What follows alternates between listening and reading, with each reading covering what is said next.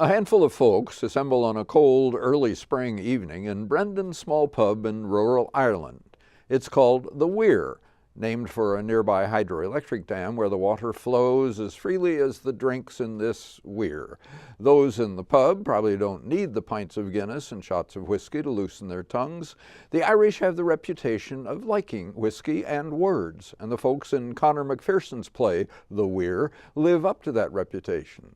Like the water and the whiskey, the talk and the stories flow freely.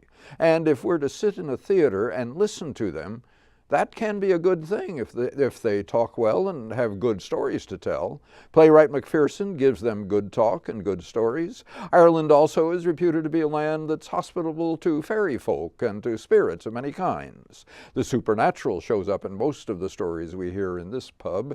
If we're attending the production of The Weir that's being given by a new company in town, Cocktails and Curtain Calls, we are also in a bar.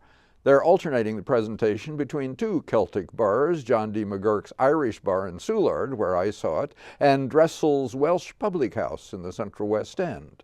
You're welcome to a pint as you watch. Nick Henderson plays Brendan behind the bar.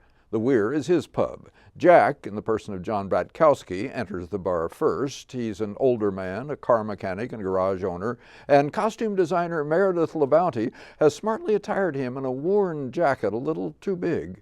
He's soon joined by Jim, who works for him. Jim seems a little slow, and Jason Contini has him smiling a lot and hunching his shoulders into himself. But Jack says Jim is a terrific mechanic. Next comes Finbar. And again, LaBounty's choice of a jacket indicates that he's more prosperous than the others. So does Steve Isom's confident manner and slightly superior attitude, which he's quick to disown when called on it. He's brought with him Valerie, an attractive young woman. Jennifer Theby-Quinn plays her, who has just moved into the village. Though Finbar is married, he does show a bit more than a neighborly interest in Valerie, and her presence causes a little attitude adjustment among the other men. Soon they are acquainting her with tales of their town. Jack starts, and I think he's talking about the house where Valerie is staying. It was built on what the locals call the ferry road, the road that the ferries would travel to get from one of their haunts to another. People who lived there complained that they would hear knocking on the doors and windows in the middle of the night as the ferries tried to follow their old trail. Finbar follows with a story about supernatural happenings in a family that once lived next door to him, and Jim recounts the strange being he saw in a cemetery at night by the grave of a little girl. Finally, Valerie speaks, explaining what she has tried to leave behind in Dublin when she moved here.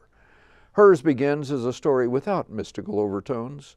Her young daughter had been killed in a swimming pool accident. It's what happened after that that makes her story one with the others. It affects the men and their attitude toward her. Then Jack tells a story with no supernatural elements at all. It's the story of the great mischance in his life. You could well argue that The Weir is hardly a play at all, just an evening of storytelling. The characters are clearly defined, and the brief incidents as they react with each other carry dramatic weight. But overall, it is just a series of stories.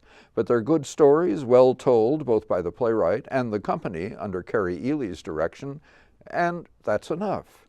The music of Irish speech adds considerably to their pleasure, well delivered again by playwright and actors with the help of dialect coach Pam Reckamp and Irish cultural advisor Patrick Conroy. The bar provided scenery and lights, and I had no trouble hearing and little seeing.